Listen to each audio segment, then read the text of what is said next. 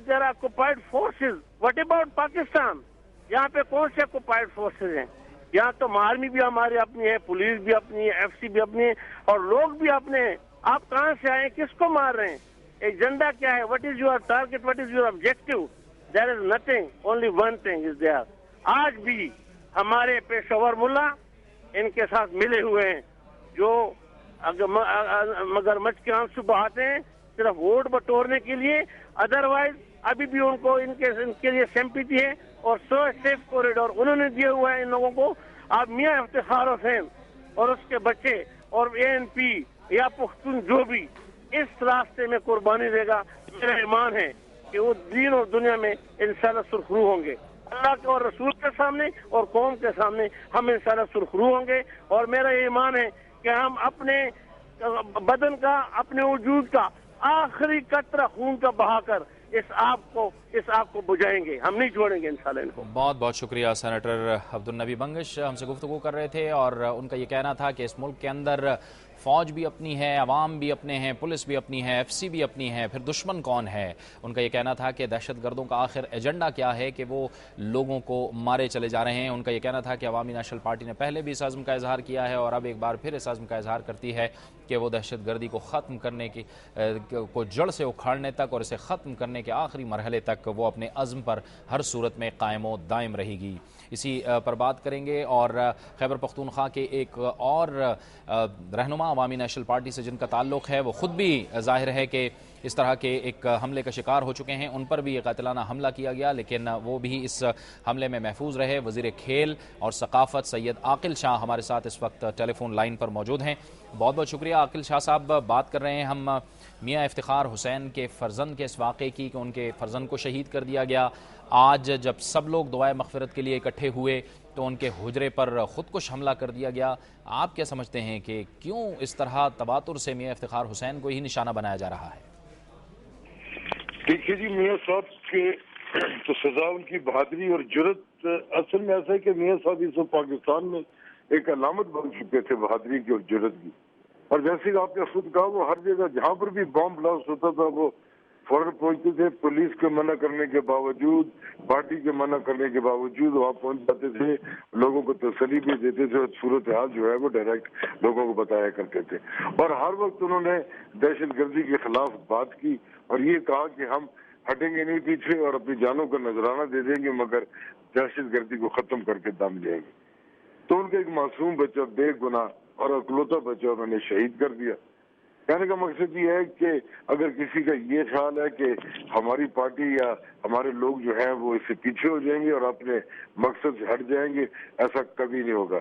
हम अब के बाद और भरपूर तरीके से इंशाअल्लाह ताला दहशत गर्दी का मुकाबला करेंगे और जिस तरीके से हमारे कायद जनाब असफर वली खान साहब ने फरमाया, हम इसको जड़ से उखाड़ फेंकेंगे। अच्छा शाह साहब, इतलात ये थी कि आपके वज़रा को मुस्तकिल जान की धमकियां मिल रही थी, लेकिन ज़ाहिर है कि सिक्योरिटी कंसर्न्स के बायस और सिक्योरिटी की वजह से इस इतला को पब्लिक नहीं किया गया। देखिए, वज़रा को तो तमाम को थैंक्स मिलती भी रही हैं और उन्होंने कोशिश भी की। और आपको ये मालूम है कि खुद असफर वली खान के ऊपर हमला हुआ और उसके बाद जितने भी हमारे सीनियर वजीर बशीर बिलोर साहब के ऊपर, मियां इफ्तिखार साहब के ऊपर, इसी तरीके से अफजल खान लाला के ऊपर, लतीफ अफरीदी साहब के ऊपर, मुझ पे खुद एक दफा हमला हुआ।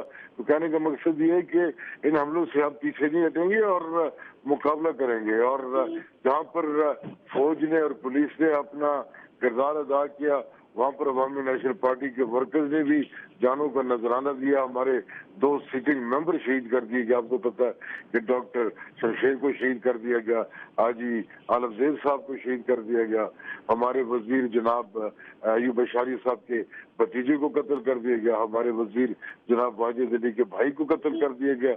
और इसी तरीके से हमें मुस्तकिल तौर के ऊपर थ्रेड मिलते रहे हैं। और मियां साहब को तो FM रेडियो के ऊपर खुद आके उन्होंने ये कहा था कि हम मियां इफ्तिखार के टुकड़े कर देंगे।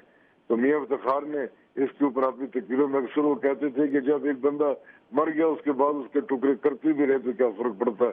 मगर मैं ये समझता हूँ कि मियां साहब को उन्होंने हकीकत में टुकड़े कर दिया जब उनके बेटे को उन्होंने शहीद कर दिया, जिनका एक ही इकलौता जवान اور بالکل بے ضرر بے زبان بچہ تھا وہ۔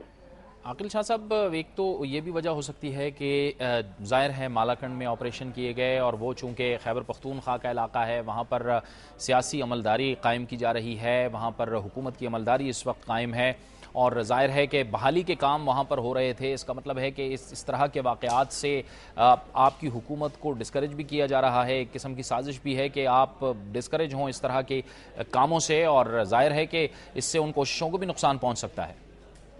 بالکل ایسا ہی، آپ نے بالکل درست جائزہ دیا، مگر میں آپ کو یہ بات کہنا چاہتا ہوں کہ دنیا میں جہاں پر بھی دہشت گردی ہوئی ہے اس کو کبھی بھی کامیابی نہیں ہوئی، اور آخر جو ہے وہ اس کو شکست ہوئی، اور یہاں پاکستان میں بھی اور ہمارے صوبے میں بھی آپ دیکھیں گے کہ دہشت گردی کو شکست ہوگی، اور انشاءاللہ تعالی پاکستان کی 20 کروڑ عوام جو ہے وہ ہاتھ میں ہاتھ ڈالے ہوئے ہیں اور ڈٹرمنڈ ہے اس وقت، اور بالکل دہشت گردی کے خلاف ہے، اور ہم کامیاب ہوں گے، اور آپ دیکھیں گے کہ دہشت گردی کا جلد خاتمہ ہوگا انشاءاللہ تعالی۔ بہت بہت شکریہ سید عاقل شاہ صاحب آپ کا۔ عاقل شاہ ہم سے گفتگو کر رہے تھے۔ وقت ہوا چاہتا ہے ایک بریک کا، اور بریک کے بعد ذکر کریں گے کہ افغان جنگ کے حوالے سے ایک اہم فائل لیک ہوئی ہے امریکہ کے اندر، اور ایک بار پھر پاکستانی انٹیلیجنس ایجنسیوں پہ الزام عائد کیا گیا ہے کہ وہ طالبان کی مدد کر رہے ہیں، باوجود اس کے کہ ہماری انٹیلیجنس ایجنسیاں بھرپور قربانیاں دیتی رہی ہیں۔ اس کا ذکر ہوگا ایک بریک کے بعد۔